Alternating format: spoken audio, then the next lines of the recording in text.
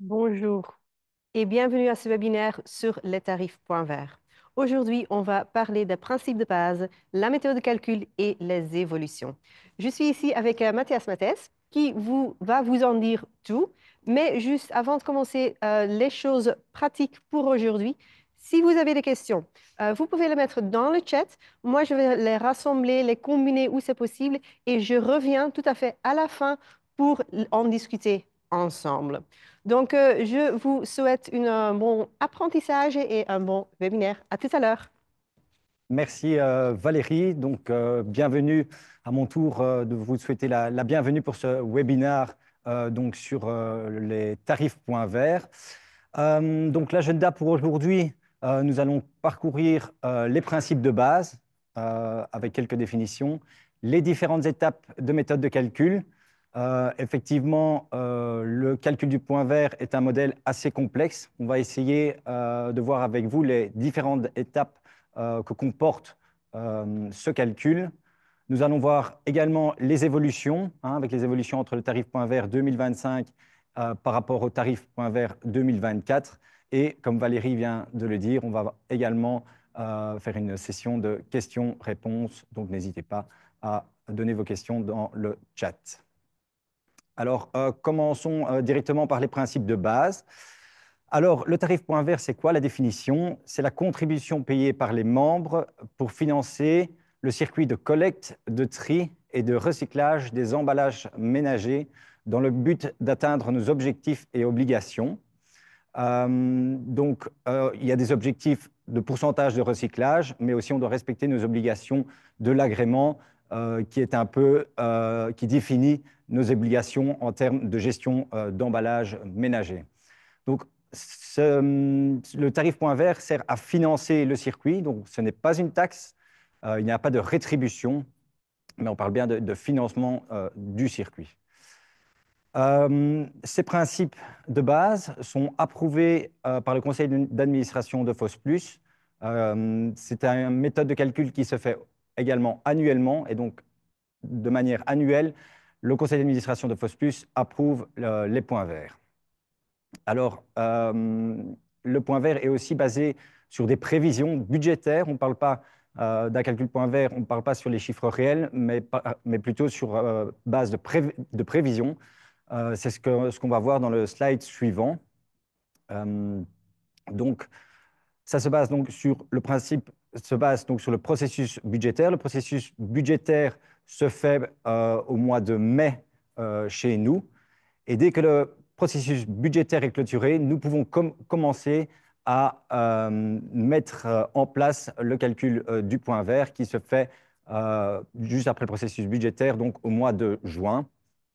De nouveau, une fois que le budget est effectué, les calculs sont faits également. Il doit être approuvé de nouveau, comme je l'ai dit au préalable, par le conseil d'administration de juin et sont ensuite communiqués à vous, à nos membres, afin qu'ils puissent, eux, l'intégrer souvent dans le processus budgétaire qui arrive chez vous de manière générale au mois de septembre. Alors, il y a deux principes de calcul essentiels. Il y a d'abord le principe d'activity-based costing. Ce qui est essentiel chez nous, c'est que chaque matériau finance son propre déficit de chaîne, que ce soit au niveau des coûts et des revenus. Le montant du financement pour chaque matériau est ensuite divisé par les tonnes qui sont mises, les tonnes d'emballage qui sont mises sur le marché par nos membres. Et donc, ça nous donne le coût du financement divisé par les tonnes mises sur le marché, nous donne un tarif euro la tonne qui sera ce tarif qui sera le tarif point vert appliqué pour les différents matériaux. Alors, nous avons aussi un principe d'éco-modulation qui est pour nous essentiel. C'est le levier essentiel vers une transition vers une économie plus circulaire. Donc, on va encourager dans ce modèle les emballages qui sont facilement triables et recyclables. A contrario, les emballages qui sont non recyclés, non recyclables, ont un tarif, on va leur pénaliser avec un tarif qui est 2 fois le tarif des recyclables le plus élevé. Mais on le verra plus en détail par la suite. Enfin, par principe de solidarité, il y a aussi une contribution minimum pour certains matériaux pour lesquels on a plus de revenus que ce que ça nous coûte. Donc, quelque part un déficit de chaîne positif. Je pense pour certaines années à l'aluminium, au PET clear. Et pour ce genre de matériaux, on va quand même leur faire payer un principe solidaire qui a un coût minimum et qui équivaut à leur coût indirect. Les coûts indirects, on va les voir également par la suite dans cette présentation. Alors, rentrons dans le vif du sujet et dans la méthode de calcul. Hein. Comme je l'ai dit en introduction, cette méthode de calcul est assez fastidieuse. Elle comprend plusieurs étapes de calcul. On va essayer de rentrer étape par étape. Donc d'abord, comme je l'ai dit, on ne part pas sur les chiffres réels, mais on se base sur le budget. Donc, la première chose à faire, effectivement, c'est d'établir le budget de FOSS+, pour ensuite pouvoir les allouer aux différents matériaux. Donc ça, c'est la première étape. La deuxième étape, donc, le budget va nous donner des revenus et des coûts. Il y a des coûts qu'on va pouvoir allouer directement à un matériau, 1 sur 1, et il y a des coûts qu'on ne va pas directement savoir allouer à un matériau. Il va falloir un intermédiaire entre ce coût et le matériau. On appelle ça un cost driver, on le verra par la suite, qui va permettre d'allouer au matériau. Donc l'étape 3, c'est comme je disais, le coût direct, hein, c'est le coût direct vers un matériau. Donc ça, c'est par exemple la collecte du verre. Hein. La collecte du verre, on collecte le verre au porte-à-porte, on sait directement l'attribuer 1 sur 1 au verre. Mais par contre, il y a aussi un coût direct vers un groupe de matériaux. Là, on verra l'exemple du PMC.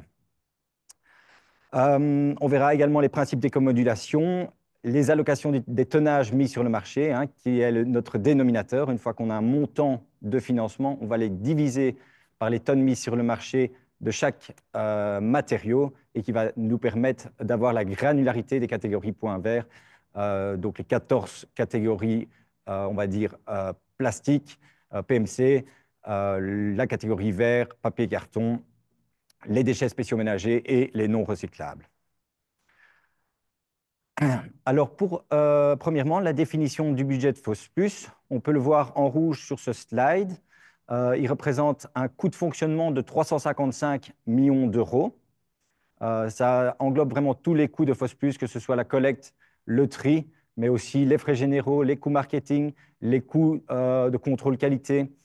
Ça englobe vraiment tous les coûts. Donc, on est à hauteur de 355 millions. À côté de ça, on a estimé aussi les revenus matériaux, donc les revenus qui proviennent du recyclage. Ils sont estimés pour l'année 2025, on le voit en vert, à 81 millions d'euros. Et donc, le déficit de chaîne, qui va vraiment être la cotisation que les membres vont payer, est cette différence entre nos coûts de 355 millions et nos revenus qu'on reçoit, les 81 millions.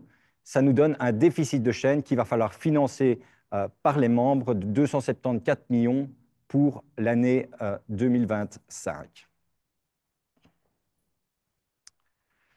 Alors, comme je l'ai dit, dans ces 355 millions de coûts, il y a des coûts qu'on peut allouer directement aux matériaux. Cela représente 82% de ces coûts. Donc, c'est vraiment les coûts de collecte, de tri, de traitement de certains matériaux. On sait les allouer directement. Par contre, il y a 18% qui sont des coûts indirects, où là, on retrouve les frais généraux, les frais de suivi, de communication, de marketing, où on ne sait pas directement allouer ces frais aux matériaux. Et donc, on va passer par un cost driver qui jouera l'intermédiaire. Enfin, la partie revenus matériaux, étant donné que c'est le dernier chaînon de la chaîne, hein, on collecte le PMC ou le verre ou le papier carton, on trie le PMC et on s'est envoyé chez le recycleur. La vente des matériaux, c'est le dernier chaînon. Et donc là, on est directement sur une allocation vers un matériau. Donc, les revenus matériaux sont directement alloués, ce qui est assez simple, entre guillemets. Alors, sur ces 82% d'allocation de coûts directs, on a de l'allocation donc 1 sur 1, l'allocation de la collecte du verre, du papier carton, les investissements containers enterrés que l'agrément nous demande de financer pour le verre et pour le papier carton. On sait confortablement l'attribuer à un matériau. Par contre, pour certains matériaux, comme la collecte du PMC, on appelle ça un coût direct lié à un groupe de matériaux. Donc, la collecte du PMC, pour prendre un exemple très simple, le camion va faire le porte-à-porte, chercher le sac PMC. qui devra donc ensuite, ces coûts de collecte du sac PMC, donc le sac PMC les coûts devront être ensuite alloués au chaque matériau qu'on retrouve dans notre sac bleu. On verra cet exemple de PMC dans le slide suivant. On a également des coûts liés à l'extraction des métaux, les métaux qui sont représentés par l'alu et par l'acier. Là, de nouveau, on doit payer les coûts d'extraction de ces métaux. Ces coûts-là sont attribués sur les deux matériaux et on va donner une clé d'allocation pour l'aluminium d'un côté et l'acier de l'autre. On peut passer au slide suivant. Donc ici, on va donc, comme je dis, passer sur l'allocation du coût direct sur un groupe de matériaux. Donc là, le PMC, donc le sac PMC. Donc il y a deux activités essentielles, sont les coûts de collecte de notre sac PMC et les coûts de tri. Donc on a des contrats long terme avec les centres de tri qui permettent de dispatcher notre sac PMC en 14 fractions distinctes. Alors, comment on va allouer ces coûts? Ces coûts représentent plus ou moins 200 millions sur nos 355 millions, donc c'est une partie importante de notre calcul. Donc, pour la partie collecte, là, on va allouer selon une clé volumique du sac bleu.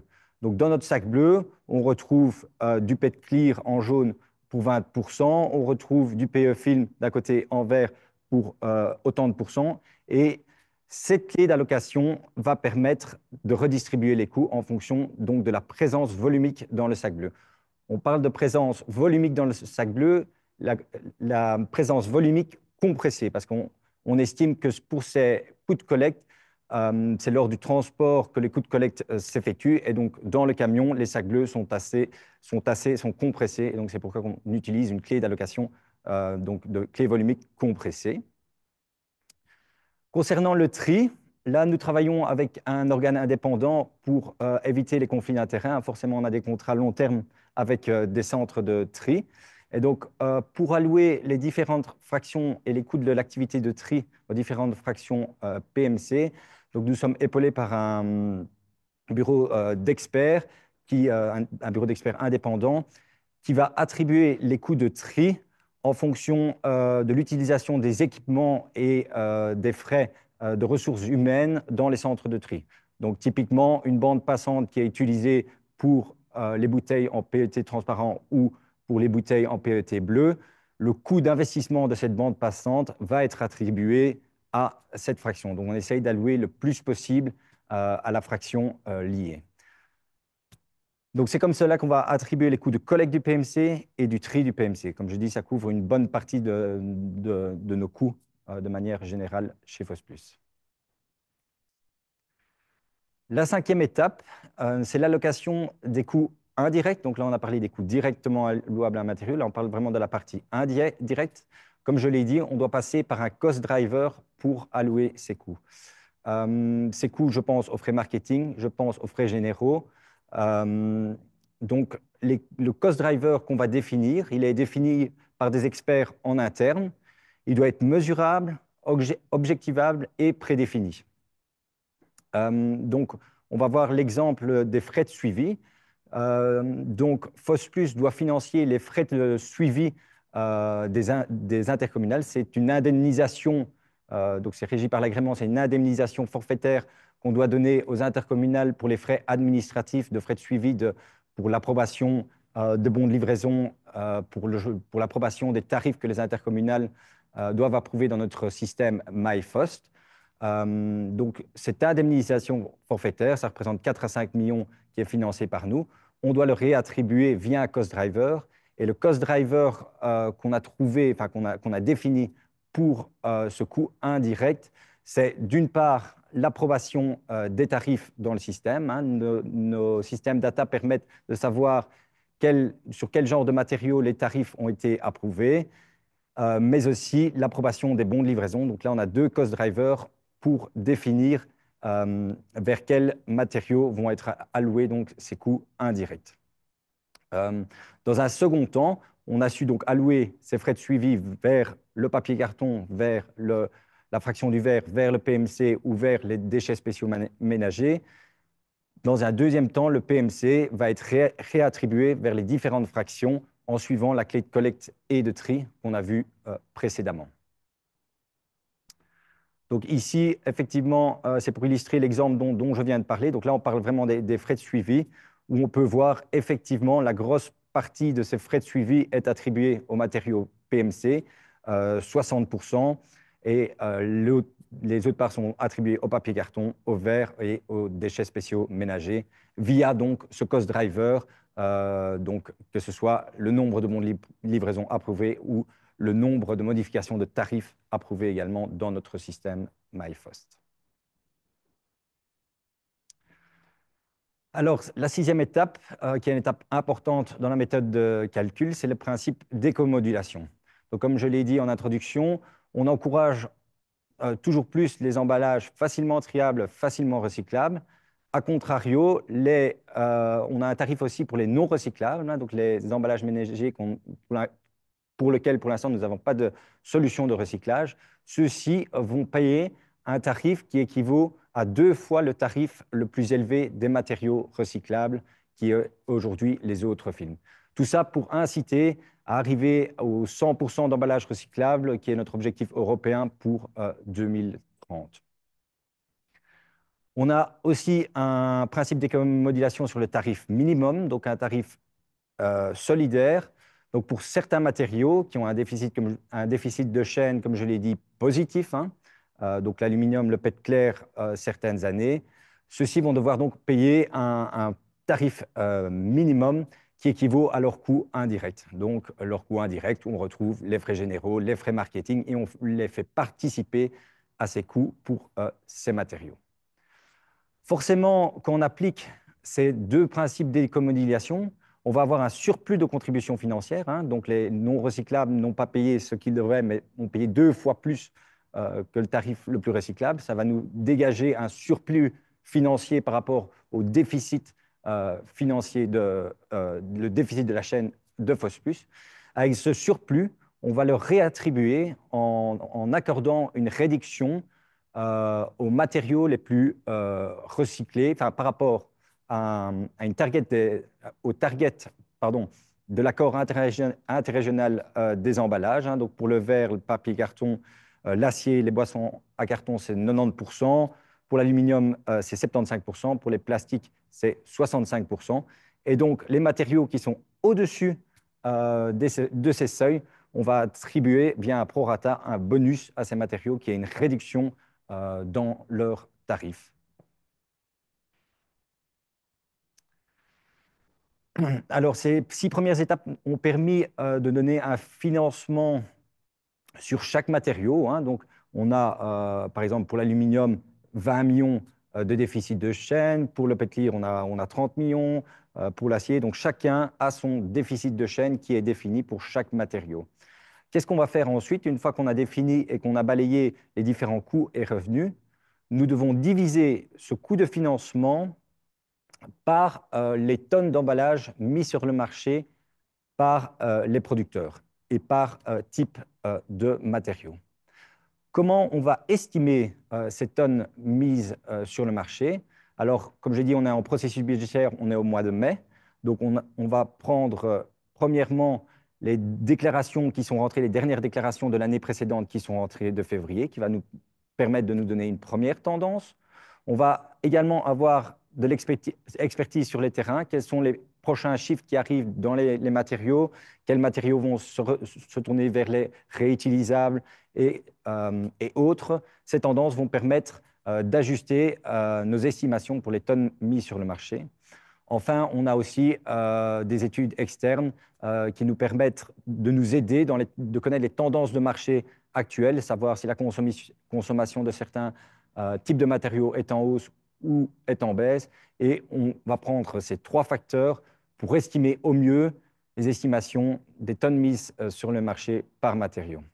Et donc, pour chaque matériau, on a le déficit de chaîne qu'on divise par les tonnes mises sur le marché et qui va nous donner un tarif euro la tonne. Alors, in fine, ça va nous donner une granularité des catégories points verts qu'on retrouve ici. Donc, on peut retrouver les différentes catégories, hein, les verres, le papier, carton, les 14 fractions PMC, les déchets spéciaux ménagers et un tarif non recyclable. Donc pour les 17 tarifs en vert, c'est des tarifs recyclables, donc en ligne avec les matériaux qui sont collectés et triés. Donc le tarif de déchets spéciaux ménagers, en ligne avec la collecte et le traitement de cette fraction. Et enfin, un tarif non recyclable. Donc comme je l'ai dit, c'est pour les emballages qui dérangent la chaîne de valeur, et donc on applique cette pénalisation de 2 fois le tarif le plus élevé.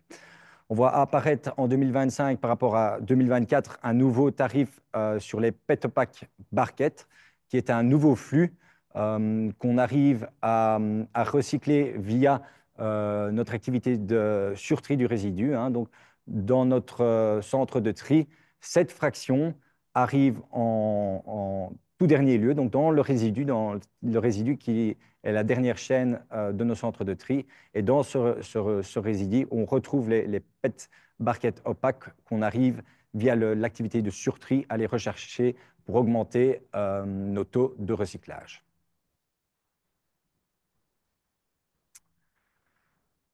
Alors, après cette explication sur la méthode de calcul, nous allons voir les évolutions des tarifs points verts.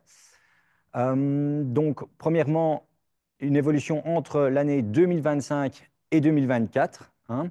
Le financement 2025 par rapport à celui de 2024 a augmenté de façon assez significative. On est passé de 244 millions à 274 millions.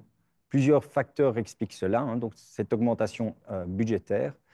Tout d'abord, les conditions de marché sont un petit peu moins favorables qu'en 2024. Donc, en 2024, on faisait le budget en mai 2023. On connaissait des prix de matériaux à l'époque qui étaient très hauts. Entre mai 2022 et mai 2023, on se rappelle que les matériaux, suite à la guerre en Ukraine, avaient atteint des prix assez élevés. Cette année, on a quand même eu, début d'année, un creux dans ces prix du marché, et donc cela fait que nos estimations sont moins favorables à l'année 2024. Donc là, il y a 6 millions en plus de financement qui provient de la chaîne des revenus matériaux. Au niveau des coûts, là aussi, on a une augmentation entre 2025 et 2024. Plusieurs facteurs expliquent cela. Premièrement, c'est une bonne nouvelle, c'est l'augmentation forcément de nos rendements de collecte. Donc au budget 24, on avait estimé de collecter pour la fraction PMD 24 kg par habitant sur l'année 2024. 2025, on voit qu'on a une croissance, qu'on continue à collecter plus pour toujours atteindre nos targets de taux de recyclage. Et on voit qu'en 2025, c'est 24 kg par habitant. Nous les avons estimés à 25 kg par habitant pour 2025. Il faut savoir qu'un kilo par habitant en plus nous coûte entre 5 et 6 millions pour le coût de collecte et le tri de ces tonnes collectées. Donc, il y a vraiment une corrélation entre nos coûts. Effectivement, si on collecte plus, ça va nous coûter effectivement plus cher parce que nos contrats sont faits avec un prix variable euro la tonne, un prix fixe d'une part, mais aussi une partie variable. Et donc, au plus on collecte, au plus forcément, ça va nous coûter de l'argent. Au niveau du traitement du résidu, on a un nouveau contrat depuis juin 2024 avec un opérateur qui nous permet de faire du surtri du résidu. Donc, c'est une activité post-tri. Donc, c'est le résidu qui est in fine dans nos centres de tri. On peut y retrouver encore de la bonne matière. Il y a encore pas mal de pourcentage d'emballage recyclable dans le résidu de ces centres de tri. On va donc, par cette activité de surtri, aller rechercher les bonnes matières, toujours en vue d'atteindre nos objectifs de recyclabilité. Également, un surplus de coûts provient aussi de le renouvellement des contrats de collecte. Nos contrats de collecte avec les intercommunales se font par offre de marché ou par contrat de régie. Normalement, ces contrats de collecte, c'est des contrats long terme de 6 à 8 ans. Cette année, on a quand même renouvelé pas mal de grosses intercommunales. Plus ou moins 35% de la population belge ont vu les contrats de collecte de leur intercommunale renouvelés. Effectivement, des contrats qui étaient négociés il y a 6 ans et qui sont négociés aujourd'hui, les prix ne sont pas tout à fait les mêmes, malgré le fait qu'il y a des principes des principes d'indexation dans nos contrats. Il y a d'autres facteurs qui rentrent en jeu, la pénurie des chauffeurs de camions, enfin bref, il y a toute une série d'autres facteurs qui fait que les contrats de collecte ont augmenté de manière significative cette année. Enfin, ça c'est au niveau des coûts et des revenus, hein, donc les 6 millions de revenus en moins pardon, 24 millions de plus de coûts en plus vont faire que ce budget a augmenté en 2025. C'est un peu une double peine parce que les tonnes mises sur le marché ont, quant à eux, diminué. On est passé de 766 000 tonnes à 733 000 tonnes en 2025. Et donc, forcément, si le dénominateur a diminué, forcément, ça va augmenter nos tarifs. Et donc, c'est pour ça qu'on a quand même connu une année avec des tarifs plus élevés qu'en 2024. Ici, on représente donc les différents tarifs entre le tarif point vert 2025 et 2024. Hein. On peut voir pour une grande partie des matériaux, ces tarifs ont augmenté. On retrouve effectivement le tarif du non recyclable qui est à 3 909 € la tonne, qui équivaut à 2 fois, comme je l'avais dit, le tarif recyclable le plus élevé qui est les autres films. Mais on voit également que c'est au niveau des PET cette année qui ont connu une hausse assez importante. On ne va pas parcourir, on n'a pas le temps de parcourir tous les tarifs forcément de tous les matériaux, mais on a décidé de parcourir une des fractions qui est les PET bouteilles transparentes, le PET clear, et d'expliquer un peu la variation entre son prix en 2024 et son prix en 2025. Alors, son prix en 2025, hein, on retrouve un prix à 272 € la tonne. On peut voir sur ce graphique qu'il est sur la tendance de 2023, où il était même plus élevé, à 312 € la tonne. Donc, c'est vraiment en 2024 où on a connu un tarif très avantageux pour le PET transparent. Alors, il y a plusieurs facteurs qui expliquent cela. Effectivement, comme je l'ai expliqué, les conditions de marché étaient beaucoup plus favorables en 2024 qu'en 2025. Donc, nos estimations entre 2024 et 2025 font qu'on a un impact négatif sur les revenus matériaux pour cette fraction. On a aussi, comme je l'ai expliqué, en valeur absolue, les coûts de collecte et de tri ont augmenté. Forcément, c'est réparti sur toutes les fractions. Et le PET clear, le PET transparent a également eu sa clé de collecte électrique qui a légèrement augmenté par rapport aux années précédentes, ce qui a un impact négatif sur son tarif. Enfin, il y a d'autres facteurs comme la réallocation du résidu qui en 2024 était attribuable au non recyclable. En 2025, on a eu un changement de méthode où cette réallocation du résidu, nous avons décidé, en concertation avec le conseil d'administration et les groupes de travail Point Vert, de réallouer également ce résidu, les pertes process qu'on a dans les centres de tri, donc des flux qui ne seraient pas bien triés, de les réallouer également sur les matériaux qu'on retrouve dans le résidu. Donc concrètement, si une bouteille en PET transparent suit le circuit en centre de tri mais n'a pas su être captée sur sa bonne fraction et se retrouve dans le résidu, on appelle ça donc un per process de notre centre de tri. Mais cette bouteille en PET clear, ces coûts liés à ce résidu vont être aussi en partie alloués à ces matériaux. Et on a fait ça pour le PET transparent, mais forcément également pour toutes les autres fractions P+. Alors, le PET bleu et les autres PET suivent un petit peu les mêmes tendances que le PET clear, forcément, donc avec des conditions de marché légèrement plus favorables pour ces fractions. Alors, au niveau des évolutions futures, comme je l'ai dit, hein, le niveau du point vert, c'est en fonction du déficit de chaîne.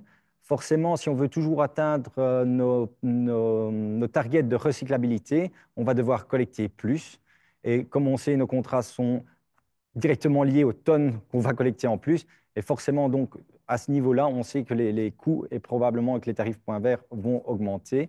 Donc, pour répondre à nos objectifs légaux, Dans ce sens-là, on sait que les tarifs points verts vont continuer logiquement à augmenter. Maintenant, on va voir également aussi au niveau des revenus matériaux comment se profile avec l'instauration du PPER et d'autres législations.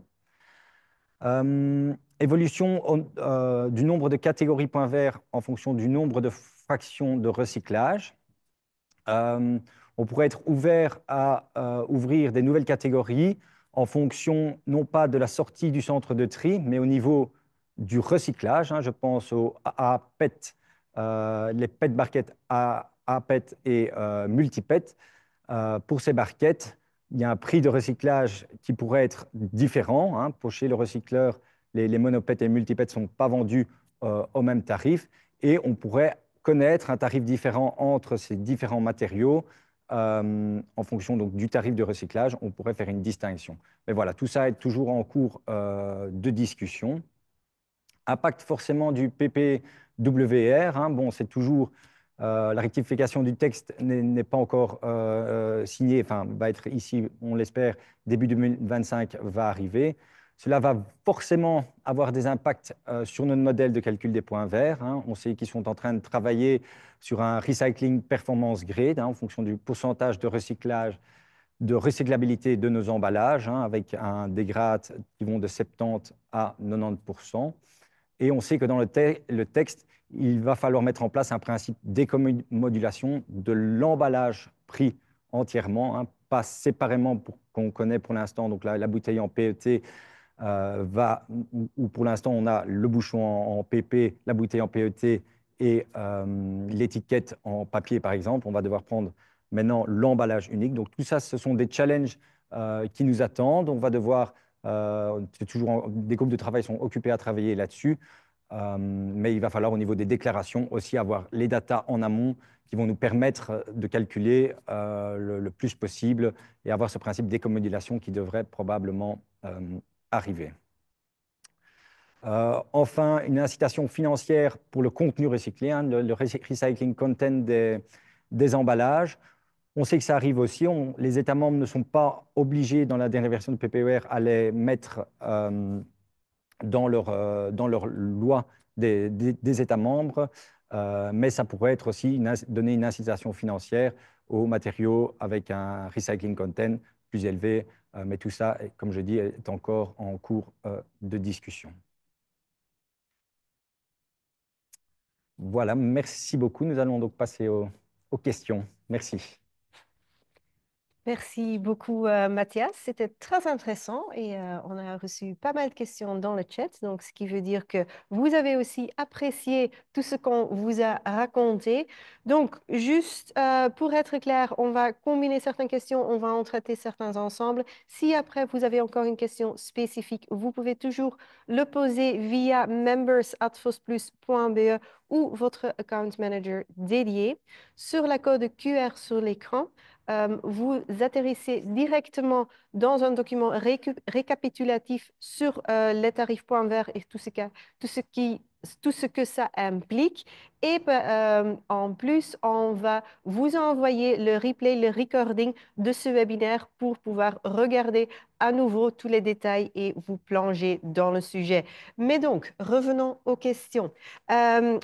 Tu as parlé des coûts directs et indirects et des revenus, mais si on regarde de façon plus proche aux revenus des matériaux, donc les recettes provenant de la vente de certains matériaux, comment est-ce que ça s'est calculé vu que ce sont quand même des projections? Oui, donc comme je l'ai dit, on parle effectivement de budget, de montant budgétisé des revenus matériaux.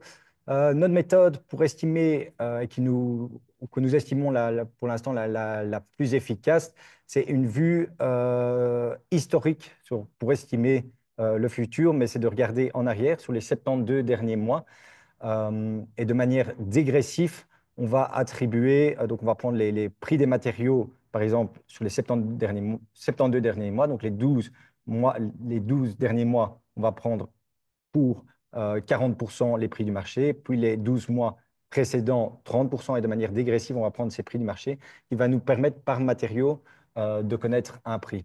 Forcément, pour certains matériaux, je pense aux matériaux P+, les nouveaux matériaux qui sont mis dans le sac bleu depuis 2021-2022, on n'a pas ce recul de 6 ans. Donc là, on prend une moyenne des différents prix de marché qu'on a sur les dernières années. Sur certains de ces matériaux, on a aussi des contrats où on a un prix fixe qu'on sait utiliser dans nos budgets, qui reflètent la réalité. Mais forcément, ça reste des estimations. Pour nous, pour l'instant, ça reste le meilleur moyen d'estimer. Maintenant, on est ouvert aussi à voir pour le futur. Avec PPWR, on va voir également qu'est-ce que ça va impliquer sur les prix. On est ouvert à d'autres méthodes, mais pour l'instant, c'est la méthode actuelle. C'est plus une vue historique des prix du marché pour lequel on essaye d'estimer les revenus matériels. Donc, c'est clair qu'il y a vraiment une méthodologie et une approche bien calculée C'est sûr. derrière, Et on absolument. essaie d'année en année garder cette méthode de calcul par souci forcément de cohérence entre les années. Clairement, Ouais. clairement. Parce que bon, il y a plusieurs facteurs qui influencent les tarifs point vert, qui influencent le budget, dont la législation. Tu en as déjà parlé. Le PPWR, c'est une législation, mais il y a également la facture déchets sauvages que nous attendons. Quels sont les impacts? Où est-ce qu'on en est? Donc, pour l'instant, donc, sur le budget 25, forcément, donc, il n'y a pas encore d'accord interrégional qui a été fait entre les trois régions, hein. On sait que ça prend plus de temps que prévu. Donc, on parle, enfin, les derniers montants qu'on en parle, on parle de 112 millions financés par l'industrie des emballages. Maintenant, on est en train de travailler sur un modèle calcul point vert annexe à notre calcul du modèle actuel, hein. On sait que ça va impliquer d'autres membres, je pense, aux cigarettiers, aux chewing-gums, enfin, ou autres. Donc, pour l'instant, en 2025, on n'a encore rien dans nos comptes, comme rien n'est décidé. On a juste un montant qui équivaut plus ou moins entre 12 et 13 millions qui est un montant donné sur base volontaire de l'industrie et c'est pour financer nos cellules de propreté, que ce soit à Bruxelles, Moymakers en Flandre et BIWAP en Wallonie. Donc, c'est clair que les entreprises prennent déjà leurs responsabilités. Ça va augmenter, mais on attend l'accord interrégional pour savoir exactement la voie prendre. Exactement. Voilà. OK, c'est clair. Bon, en plus, il y a certains facteurs qui jouent, dont tu as également parlé des évolutions. Et donc, une des choses qui peut expliquer l'évolution, notamment par rapport au PMC, c'est le surtri. Ça coûte de l'argent, mais pourquoi est-ce qu'on le fait? Oui, donc comme expliqué, le surtri pour nous est une activité essentielle pour arriver de nouveau à notre taux de recyclabilité qu'on doit atteindre selon la législation européenne et belge. Donc on sait qu'on a encore 30-40% de bonnes matières dans le résidu de nos centres de tri, hein, que ce soit l'erreur des citoyens qui met des emballages qui ne peuvent pas aller dans le sac bleu qui se retrouvent dans le résidu, que ce soit des emballages, je pense aux pots de Gervais qui sont imbriqués et qui terminent dans le résidu. Tout ça, c'est de la bonne matière ou de la perte process de nos centres de tri. Tout ça, c'est de la bonne matière qu'on peut encore recycler. Et avec notre nouveau contrat, avec notre nouvel opérateur, on a déjà commencé depuis juillet, on voit qu'on arrive à aller collecter cette matière, à aller la rechercher dans le résidu. Tout ça, de nouveau, pour arriver à nos objectifs de recyclabilité. Mais forcément, ça coûte de l'argent, plus que si on voulait incinérer directement cette matière. Mais ça nous paraît essentiel de continuer vers cette voie-là de surtri. Donc, c'est vraiment une volonté de l'industrie pour aller vers cette économie circulaire complètement boucler le boucle. Exactement. Voilà. Bon, je pense que c'est tout. On a traité tous les sujets les plus pressants. S'il y en a encore des questions, je le répète, n'hésitez pas à les poser via mail members@fosplus.be. Je vous remercie en tout cas pour votre présence, pour votre participation et à bientôt. Merci.